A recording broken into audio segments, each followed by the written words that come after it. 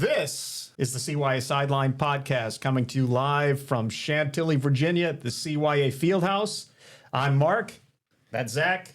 That's Scotty.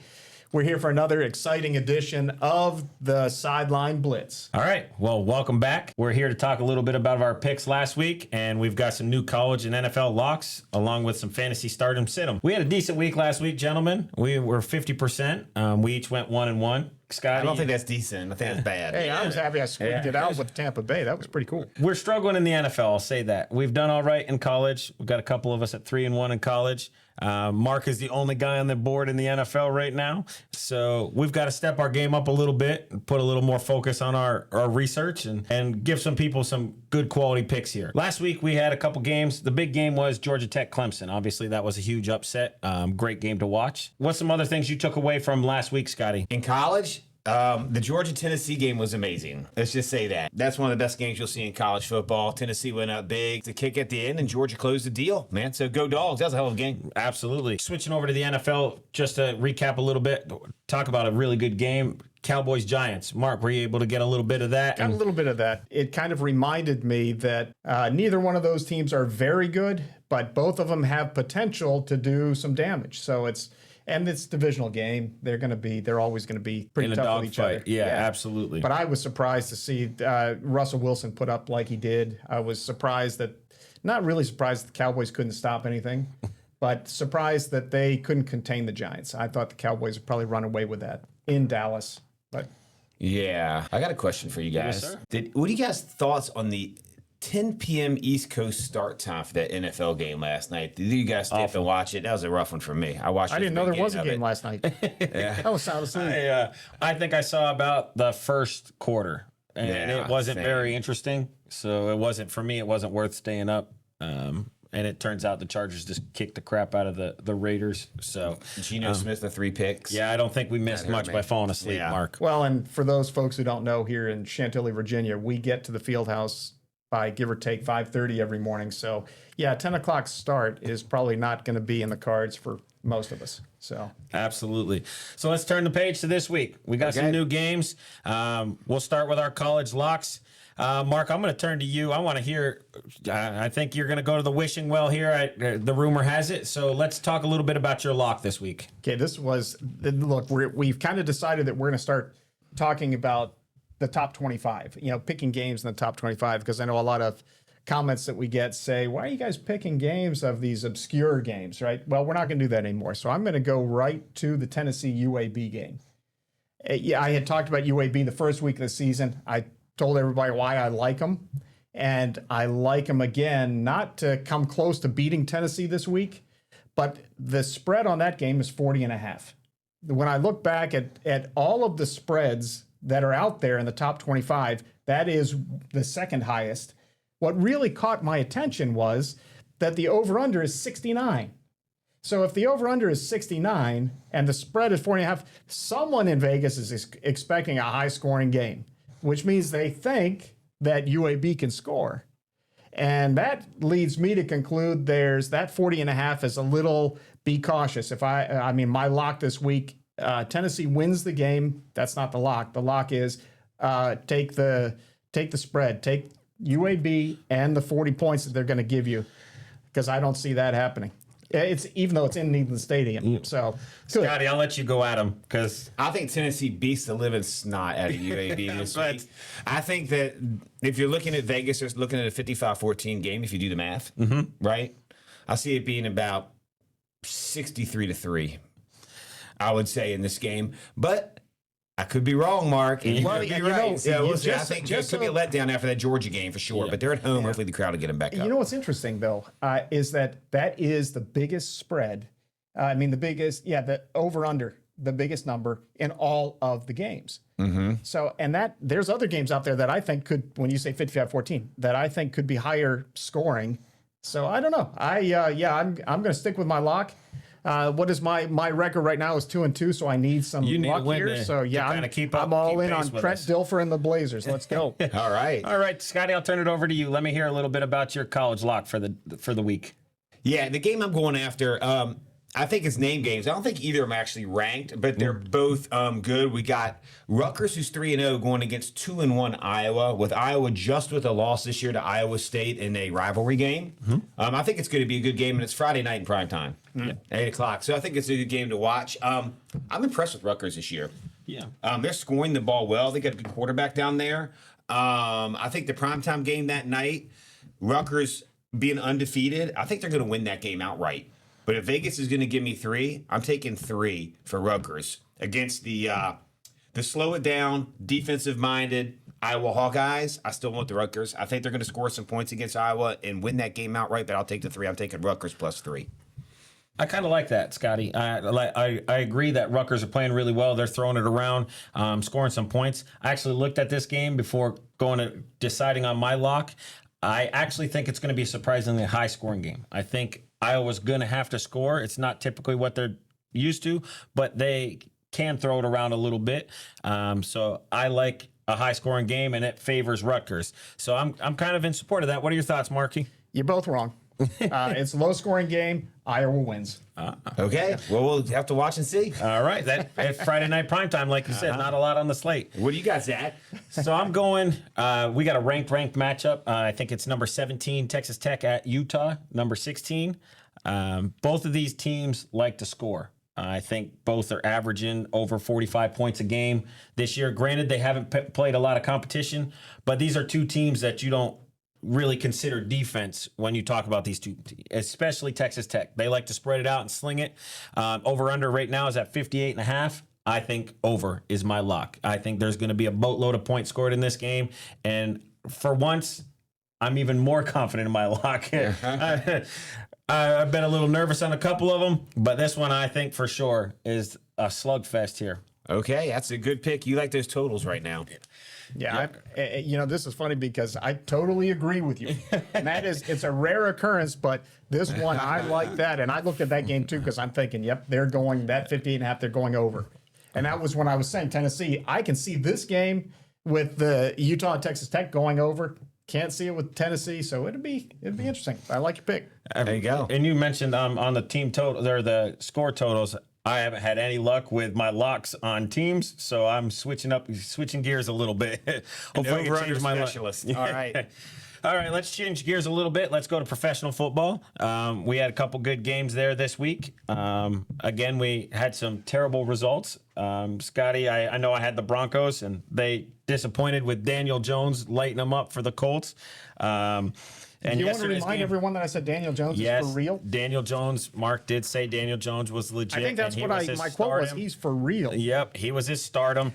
So we'll give Mark the credit because he gave me some credit. And then you guys had no luck with your games yesterday. The Raiders were a bust. And the Bucks, well, Mark got his win. I'm sorry, I didn't mean that. Mark, you did get your correct pick with the Bucks getting the 2.5. Getting it at the very end of the game. Yeah, sneaking it out. I do. I like how they play, and I like to see. Did you see that play when Baker got hurt? It looked like he got hurt with his ankle, and he goes down. He's grabbing his. Then he pops right back up, and I love that energy. I love how he does. Man, he got right in that guy's face. I don't know what happened. I thought he was hurt too, but he jumped up. And that was one of those soccer player flops. No. His ankle got under it. Kind of weird. Yeah, he did. So I liked it. That was fun to watch. I think he kind of energizes that team. Yeah, absolutely. I think they're competitive, and they don't play in a great division. So I think it's theirs to run away with, and then anything can happen in the playoffs. So they've got a chance. So with our picks, we said it from the beginning, and I'll say it again. If you feel like fading us, it might be the move in the NFL. Right now, I'm going to give you my picks. You might want to go opposite. Absolutely. So we won't start with you, Scotty, with our records. We'll let Mark go since he's got the only win in the NFL right now on the locks. It's a fair thing. Go ahead, Mark. Tell us about your lock this week. You guys are going to love this because I'm going to go right to something that probably I can't wait to see the responses I get on this one. But I really believe that the Giants are going to cause the Chiefs to be 0-2. I'm sorry, 0-3. Both of those teams, of course, 0-2 teams going into it. Giants are getting 6 points in New York. And I thought the most interesting stat, aside from, they both quarterbacks are good. They've been playing well. But the Giants have beat the Chiefs in every stat. If you look at Russell Wilson against Pat Mahomes, every stat with yardage, with interceptions, with, most importantly, of those two teams, the leading rusher on both teams is Russell Wilson, Pat Mahomes, which is, I think, the reason why both these teams have lost too. So I like in this one, my NFL lock, Giants fans. I'm not really much of a Giants fans, but this is your week. Giants fans, get ready. You're going to beat the Chiefs at home. Wow. Take the 6. He's calling the win. Yeah. On the I'm Giants. calling the win outright. I mean, I can see taking the Giants in the points. I just can't see the Giants beating them outright.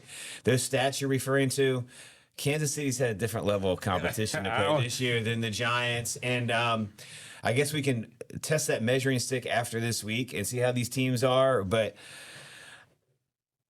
I don't know. I can see taking the Giants plus 6.5, but I think Kansas City wins that game. Yeah. And if you're right on that, I will give you full props next week if the Giants beat them. I'm already down 2 lunches to Zach for golf, so maybe we take one of those lunches away. Exactly.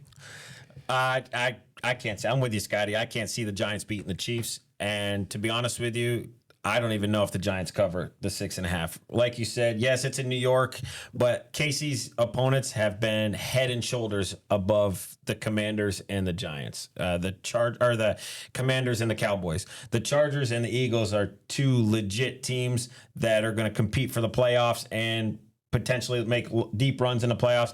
I don't see the Cowboys.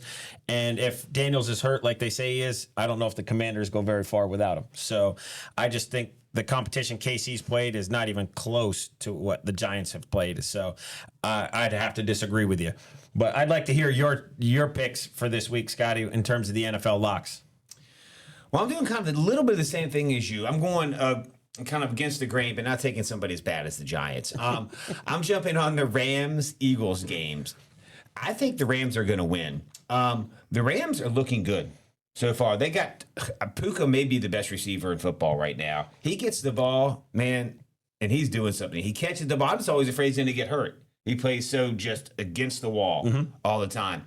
They're playing at the Eagles, getting 3.5. I think that 3 is a big number in a game with 2 teams this tight. The Rams defense has done better than the Eagles this year.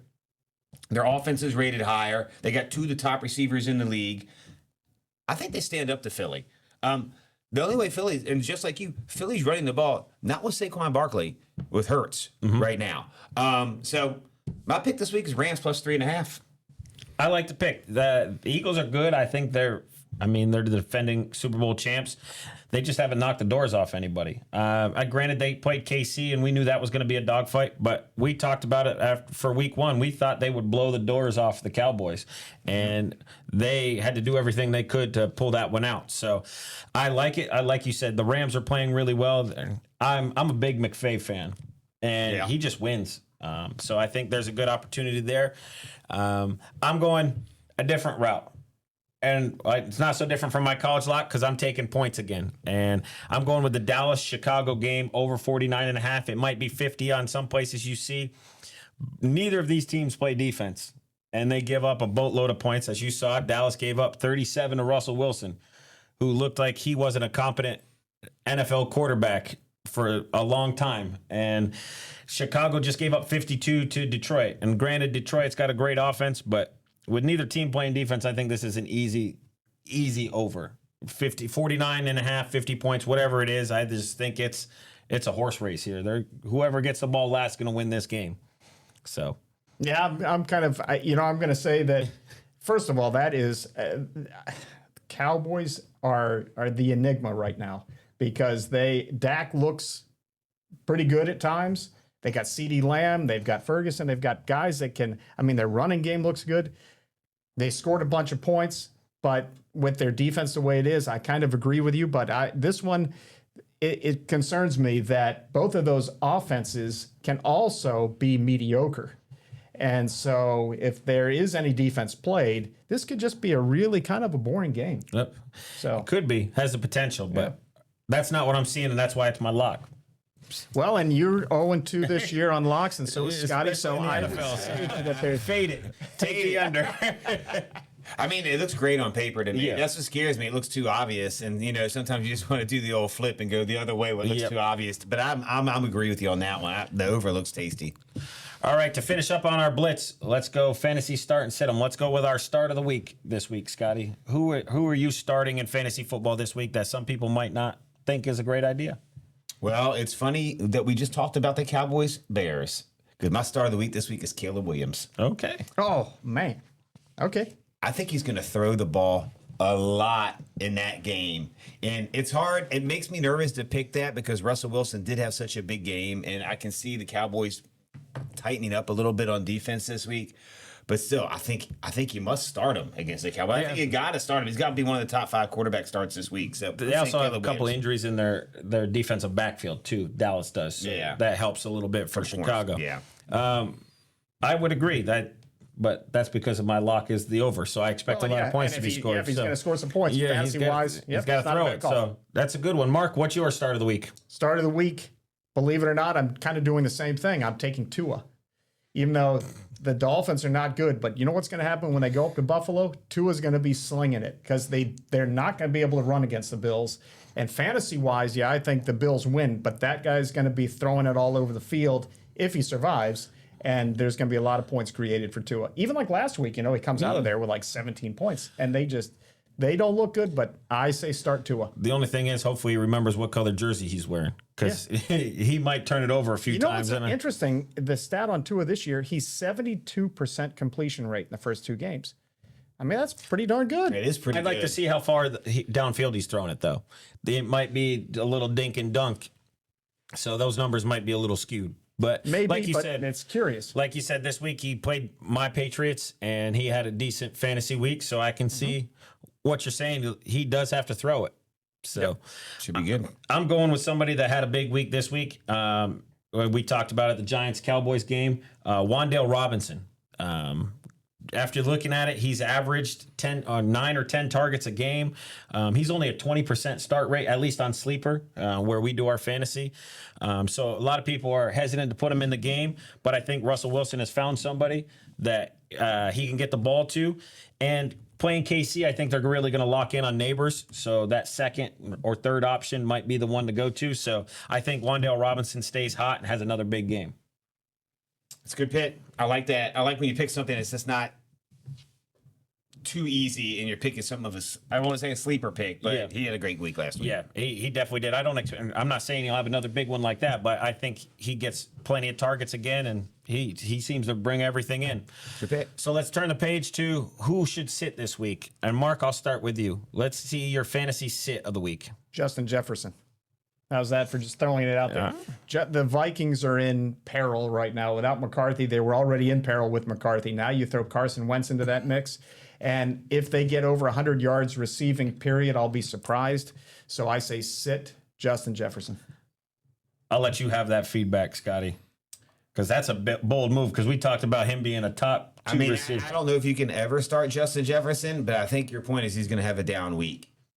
He's only got 7 receptions on the year, so he's had 2 down games. Yeah, you can't ever sit. Yeah, I would never sit him, honestly, but I can see your point that he might have a down week this week. And if you've got the ability to have another receiver in there that could have a big game, it might not be a bad idea. I know what you're saying, Scotty. It's tough to sit the guy that was projected number 1 or number 2, but like Mark said, the quarterback play has been awful in Minnesota, and I think they might be regretting their decision a little bit. So if you have another option, it might not be too bad to consider it. But yeah, interesting. You want to go next? You want to finish up? Let's go. You finish it up. Okay.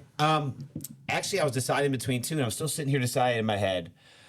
But I did this last week, and I'm going to do it again. I'm going to take a Commanders receivers, one of them. I'm going to take Terry McLaurin. I'm going to sit him this week.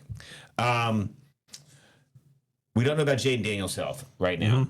And if Mariota gets in there, I think it's going to be a dink and dunk game, and we're going to see Mariota run the ball a decent amount, and they're going to run the ball. And I think the Raiders tend to slow the game up. It's going to be a low scoring game. Not saying their defense is great or bad, but the game seems to be slow with them and go by quickly.